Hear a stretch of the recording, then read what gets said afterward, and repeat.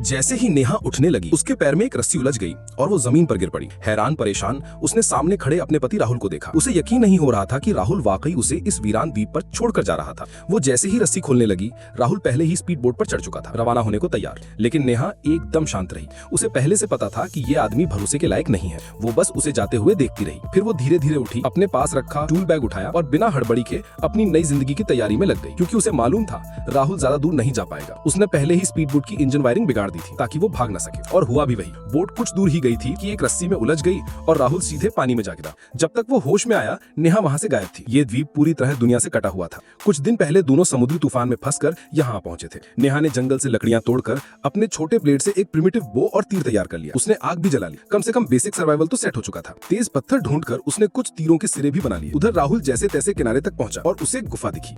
अंदर जलती मशालें थी। उसे लगा शायद नेहा यहीं कहीं है। वो गलती मानने को तैयार था, शायद अब माफी मिल जाए। लेकिन जैसे ही वो गुफा पार करता है, उसे सामने दूर कुछ लोग नाचते हुए दिखाई देते हैं। राहुल चौंका। ये तो किसी ट्राइब के लोग थे, और वो भी आदिवासी, जिनके चेहरे पर खतरनाक रंग और हथियार थे। राहुल ने पलट कर देखा, उसके ठीक सामने कुछ इंसानी खोपड़ियां लटकी हुई थी। अब समझ आया, ये तो नरभक्षियों का इलाका है। उसने बिना सोचे दौड़ लगा दी। अगर अभी नहीं भागा तो अगला शिकार वही होगा। उधर नेहा पूरी तरह अलर्ट थी। वो तने हाथ में लिए हर दिशा पर नजर टिकाए। उसे पता था यहाँ से निकलना आसान नहीं। उसे इन आदिवासियों से निपटना ही होगा, वरना कोई मदद नहीं आने वाली।